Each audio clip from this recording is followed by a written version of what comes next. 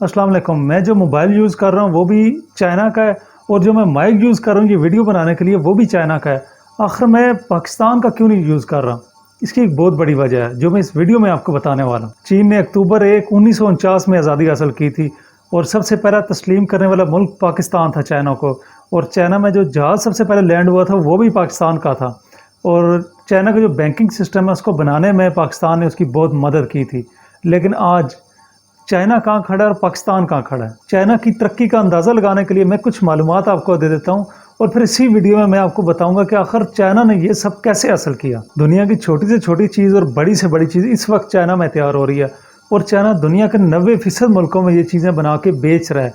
और चाइना की एक्सपोर्ट इस वक्त दुनिया में सबसे ज़्यादा है। चाइना इस वक्त 2700 अरब डॉलर की एक्सपोर्ट कर रहा है, जो दुनिया में सबसे ज़्यादा है। इसकी वैल्यू का अंदाज़ा इस बात से आप लगा लें कि पाकिस्तान की जो एक साल की एक्सपोर्ट है वो 34 बिलियन डॉलर है, सिर्फ 34 अरब डॉलर।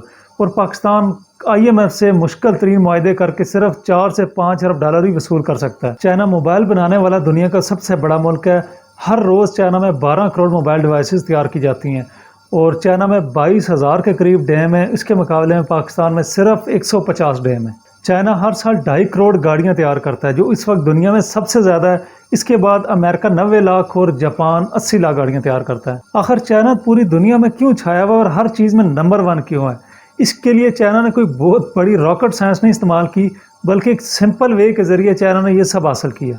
1960 से पहले चाइना एक गरीब मुल्क था। वहाँ के लोग खेती बाड़ी करके अपना गुजारा कर रहे थे। इस दौरान हुकूमत ने गुर्बत ख़त्म करने के लिए कोशिश शुरू की, और गवर्नमेंट लेवल पे जो है स्टील फैक्ट्री एक लगाई, और उस फैक्ट्री से काफ़ी हुकूमत को मुनाफा हुआ। लेकिन हुकूमत के पास इतना पैसा नहीं था कि मज़ीद फैक्ट्रियाँ लगाएं, तो उन्होंने इसके हल के लिए एक बहुत बड़ा मंसूबा बनाया। वैसे चाइना के पास तो लेबर बहुत ज़्यादा थी और रॉ मटेरियल भी बहुत था, जिससे मुख्तलिफ़ किस्म की आइटम्स बनाई जा सकती थी।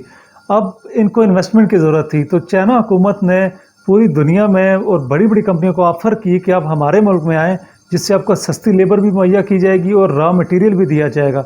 साथ जो टैक्सेस का मामला है, आपसे बिल्कुल ना होने के बराबर टैक्स लिया जाएगा। इस बेहतरीन ऑफर को देखते हुए बड़ी बड़ी कंपनीज ने मुनाफे के लिए चाइना में फैक्ट्रीज लगाना शुरू कर दी, और वहाँ के लोगों को ट्रेनिंग दे के अपनी फैक्ट्रीज में मुलाजमत दी, जिससे हुकूमत को यह फ़ायदा हुआ कि वहाँ की गुर्बत कम होना शुरू हुई, और कंपनीज को तो सस्ती लेबर मिल गई, जिससे उनका प्रॉफिट 2 गुना हो गया। चाइना हुकूमत का ये मंसूबा बहुत कामयाब रहा, जिससे उनको लोगों को टेक्नोलॉजी मिली, वहाँ के लोग हुनरमंद हुए और गुर्बत भी कम होना शुरू हुई।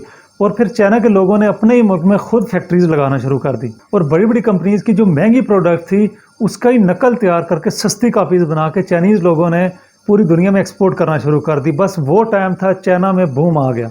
ये सिलसिला चलता रहा, और 30-35 सालों में चाइना ने अपने 100 करोड़ लोगों को गुर्बत से निकाल लिया। ये दुनिया में सबसे बड़ा कारनामा था, और मुल्क की इकानमी ने खूब तरक्की की। अब चाइना दुनिया का सबसे बड़ा मैन्युफैक्चरिंग हब है। लेकिन एक बात मैं आपको बताता चलूँ कि चाइना में वक्त के साथ लेबर महंगी हुई है। उसकी वजह से बहुत सारी बड़ी कंपनीज जो हैं वो अब नेपाल, बांग्लादेश, इंडिया, श्रीलंका, मलेशिया यहाँ शिफ्ट हो रही हैं।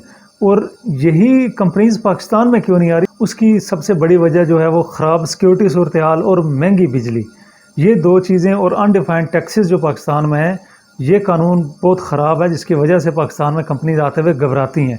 पाकिस्तान में जो टैक्स कानून है उसमें अगर नरमी कर दी जाए और सिक्योरिटी सूरत हाल सही हो जाए, तो बहुत सारी कंपनी जो है पाकिस्तान में भी आएंगी, और पाकिस्तान भी इसी तरह चाइना की तरह तरक्की कर सकता है। हालांकि पाकिस्तान के पास ये बहुत बड़ा मौका है और उससे फ़ायदा उठाना चाहिए।